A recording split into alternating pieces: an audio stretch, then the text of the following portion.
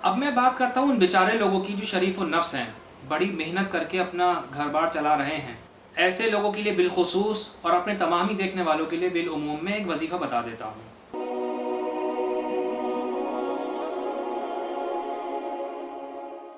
अस्सलाम वालेकुम व्यूवर्स, इस वक्त मुल्क के हालात बिल्कुल भी अच्छे नहीं हैं। माशी तौर पर हम तबाही के दहाने पर आ चुके हैं। मुस्तक़बिल करीब में भी कोई बेहतरी के आसार नज़र नहीं आ रहे। बहुत सारे लोग मायूसी और नाउमीदी का शिकार हो गए हैं। आम तौर पर बंदा थोड़े थोड़े पैसे जमा करके रखता है कि आने वाले कल में अपनी जमा पूंजी से मैं फ़लाँ काम कर लूँगा, कोई ज़रूरत की चीज़ ख़रीद लूँगा, मोटरसाइकिल ख़रीद लूँगा, छोटी मोटी गाड़ी ख़रीद लूँगा। कोई ना कोई प्लानिंग इंसान करता है। लेकिन महंगाई इस तेज़ी के साथ बढ़ रही है और हमारी मुल्की करेंसी इस तेज़ी के साथ डिवैल्यू होती जा रही है कि सारे के सारे प्लान धरे के धरे रह गए हैं। और अभी हम सिर्फ इस पोजीशन में हैं कि अपनी सर्वाइवल के लिए कोशिशें कर रहे हैं। क्या आसाइशात, क्या सहूलियात, क्या फ्यूचर प्लानिंग सब डिस्टर्ब होकर रह गई हैं। इस सूरत हाल के तनाजुर में मैं चंद बातें करना चाहूँगा। देखिए, सबसे पहले तो ये बात जहन में रखिए कि इस कायनात का निज़ाम अल्लाह पाक के हुक्म से चल रहा है। इस कायनात में एक ज़र्रा भी अल्लाह के हुक्म के बगैर हिल नहीं सकता। हमारी ज़िंदगी के मामलात मुल्की सूरत हाल से जुड़े हैं, मुल्की मामलात आलमी मामलात से जुड़े हैं। हर चीज़ किसी न किसी चीज़ से लिंक करती है और हर चीज़ के पीछे कोई ना कोई वजह होती है। अलबत्ता इस पूरे निज़ाम के पीछे अल्लाह पाक की क्या अजीम हिकमतें हैं, उस तक हमारे जहनों की रसाई नहीं है। मैं सिर्फ एक छोटी सी बात करता हूँ। हम अच्छे हुक्मरानों की बातें करते हैं, अच्छे हुक्मरानों के आने की दुआएं करते हैं, मगर ये जुमला भी तो हमारी ज़बानों पर आम है ना कि जैसे अवाम होते हैं वैसे ही हुक्मरान होते हैं। ये हुक्मरान हम ही में से तो निकल कर आते हैं, आसमान से तो नहीं उतरते।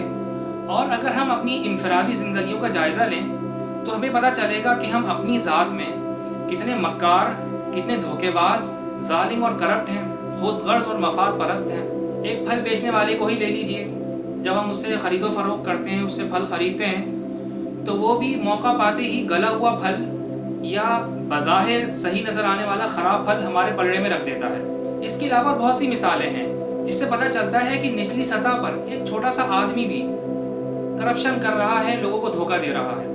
तो हमारी निचली सतह पर हमारी ज़िंदगियों में जो है वो कितना दोगलापन है और कितने धोखेबाजी का अंसर मौजूद है। तो हम सभी को सिर्फ अच्छे हालात और अच्छे हुक्मरानों की दुआएं ही नहीं करनी चाहिए, बल्कि इसके लिए कोशिशें भी करनी चाहिए, इसके लिए अमली इक़दाम भी करना चाहिए।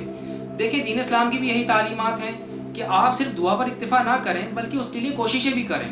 तो इज्तिमाई तौर पर पहले हमारे सुधरने की ज़रूरत है, इसके बाद कौम की हालत बदलेगी। यही अल्लाह पाक का भी फ़ैसला है। इरशाद होता है कुरान पाक में, इन्नल्लाह ला युग़य्यिरु मा बिक़ौमिन हत्ता युग़य्यिरु मा बिअन्फुसिहिम, कि अल्लाह पाक किसी कौम को अपनी अता करदा नेमत उस वक्त तक वापस नहीं लेता कि जब तक कि वो अपने अच्छे अमाल को बुरे अमाल से तब्दील ना कर दे। जब कोई कौम अपने अच्छे अमाल को बुरे अमाल से तब्दील कर देती है तो अल्लाह पाक की नेमतें चली जाती हैं। अल्लाह पाक ऐसी कौम से अपनी नेमतें वापस ले लेता है।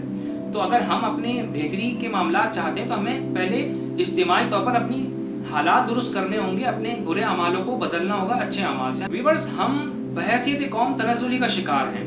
हम एक बेहंगम हुजूम की तरह हो गए हैं जिसकी कोई मंजिल नहीं है। हमारी अखलाकियात तबाह हो चुकी हैं और ये बात याद रखिए कि अखलाकियात की तबाही कौम की तबाही का सबब बनती है। कौमों में बदअमली और बेहरा रवि अगर रासिख हो जाए तो ऐसी कौम की तरक्की के इम्कानात ख़त्म हो जाते हैं। तो पहले हमारे सुधार की ज़रूरत है, इसके बाद मुल्क की हालत बदलेगी। अब मैं बात करता हूँ उन बेचारे लोगों की जो शरीफ और नफ्स हैं, बड़ी मेहनत करके अपना घर बार चला रहे हैं, दिन रात रोज़ी रोटी के लिए मेहनत करते रहते हैं। हालात कितने ही अबतर क्यों ना हो, वो हराम की तरफ बढ़ने का सोच भी नहीं सकते। नमाज पाबंदी के साथ पढ़ते हैं, हुकूकुल्लाह के साथ हुकूकुल इबाद का भी ख्याल रखते हैं। ऐसे लोग इन हालात की वजह से बड़ी आजमाइश में आ चुके हैं। ऐसे लोगों को मेरा एक मशवरा है कि आपने हिम्मत नहीं हारनी और दिल बिल्कुल भी छोटा नहीं करना। आपके साथ अल्लाह है, आपके साथ अल्लाह तबारक व तआला है। देखिए, क़यामत का दिन कुरान पाक के मुताबिक 50,000 साल के बराबर होगा। क़यामत का दिन सख्तियों की वजह से बास कुफ़ार को 50,000 साल के बराबर लगेगा और बास को दूसरे एतबार से 1,000 साल के बराबर लगेगा। जबकि हदीस के मुताबिक क़यामत का दिन मोमिन के लिए दुनिया में अदा की जाने वाली एक फ़र्ज़ नमाज से भी कम होगा। यानी क़यामत जो काफिर पर वाक़े होगी वही क़यामत मोमिन पर भी वाक़े होगी, मगर एक के लिए तबाही साबित होगी और दूसरे के लिए बहुत हल्की वाक़े होगी। तो ऐसे ही इन तबाहकुन हालात में अल्लाह की मदद अपने प्यारों के साथ है, मगर उन्हें बस सब्र का दामन हाथ से नहीं छोड़ना है और अपने लिए اپنے بچوں کے لیے اور گھر بار کے لیے اللہ سے عافیت کی دعا کرتے رہنی ہے کہ اللہ پاک ہمیں اور ہمارے اہل و عیال کو زمانے کے فتنوں سے بچائے، آمین۔ ایسے لوگوں کے لیے بالخصوص اور اپنے تمامی دیکھنے والوں کے لیے بالعموم میں ایک وظیفہ بتا دیتا ہوں۔ روزی روزگار میں برکت کے لیے پکے یقین کے ساتھ روزانہ 100 بار لا الہ الا اللہ الملک الحق المبین کا ورد کریں۔ کیا ورد ہے؟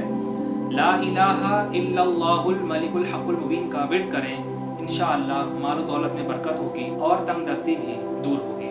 ویورز، باز اور چیل کے باوجود چڑیا کے بچے پرورش پاتے ہیں، شیر دھاڑتے رہتے ہیں اور ہرن کے خوبصورت بچے کھیلتے کودتے رہتے ہیں۔